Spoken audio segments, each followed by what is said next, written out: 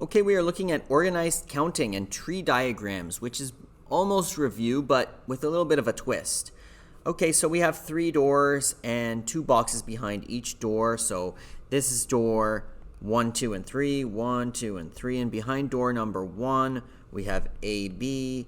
Behind door number 2, we have C, A, B, C, D. And behind door number 3, we have E, F. Okay, what is S? Now, that's going to be 1A. We can go 1A, we can do 1B, we can do 2C, 2D, 3E. Whoops, got a little excited there. We can do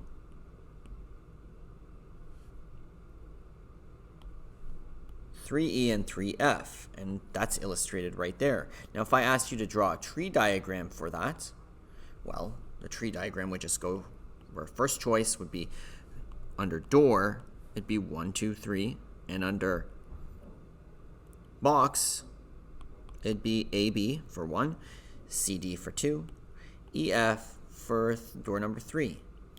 Now, if there was another choice after selecting a box, how would the number of outcomes choice change? So if there was another choice, I don't know, let's say sub box. That's not very creative, but regardless, if there are 3 sub boxes, you'd have 3 more choices here.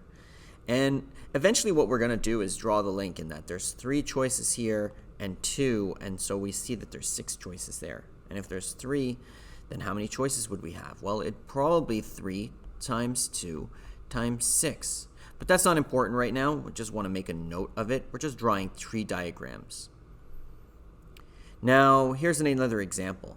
I have jars in a ball. Actually, I have a ball in a jar. A jar contains a red, blue, and yellow ball. A student removes 3 balls, one after the other. Draw a tree diagram to illustrate and count the outcomes. Highlight the path illustrating yellow, red, and blue. And there's 2 choices. We're going to do one when the balls are replaced, and then when they're not replaced after each selection. So how does a tree diagram change?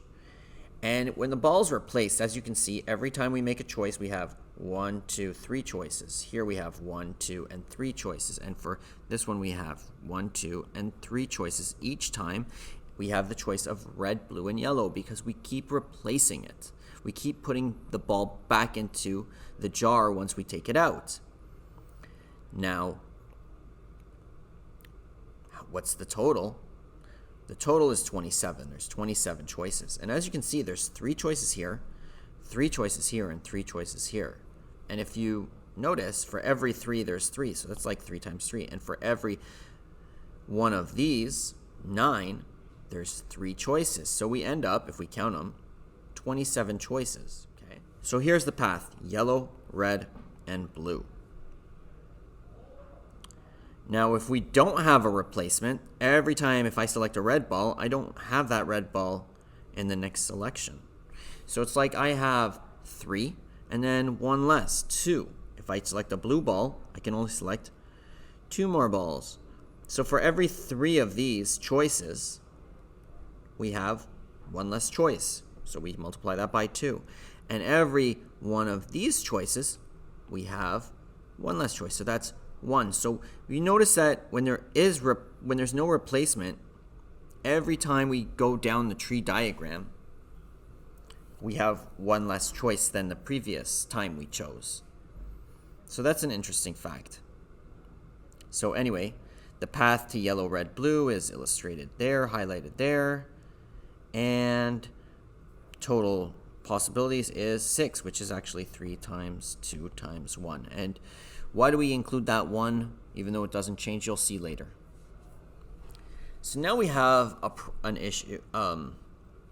We have something where we have 4 boys: Dylan, Zach, Ben, and Reese. And you try doing it for how many ways are there to select the kids, the boys, to set the table, help make breakfast, wash the dishes, and sweep the floor.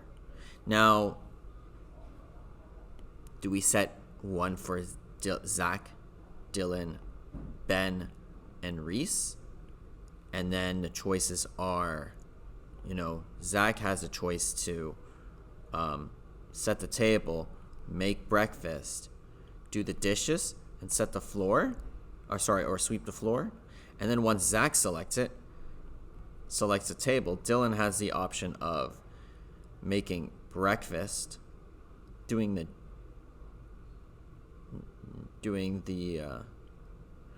breakfast, dishes, or floors. And then once we have Zach doing the table, Dylan doing the floor, doing the one of these, let's say breakfast, then we have the choice of Ben doing what? Doing the dishes and floor. And then Reese has to do the floor. So we can continue doing this tree diagram in this fashion, or does it make sense to do it in the following way, where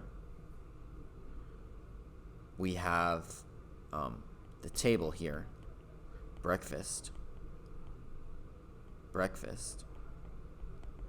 dishes, and floor, and we select basically S, and we have essentially 4 choices for the table, which is Zach, Dylan, Ben, and Reese. And then once Zach picked, we have 3 choices: Dylan, Ben, and Reese. And then here we have 2 choices: Ben and Reese. And here we have Reese or Ben, etc., etc. Right? Is that how we do it? Well, I'm going to argue that it doesn't matter, but you try it yourself and see what you come up with. Highlight the path that illustrates Zach setting the table, Ben making breakfast, and Reese washing dishes. Yep, go ahead and do that. What is the total number of different arrangements for doing chores?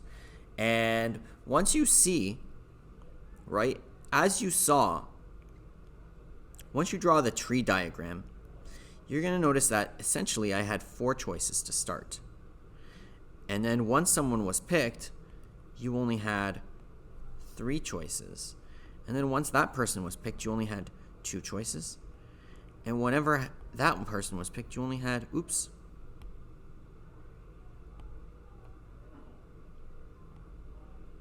So you only had 2 choices. And then once that person was picked, you only had 1 choice.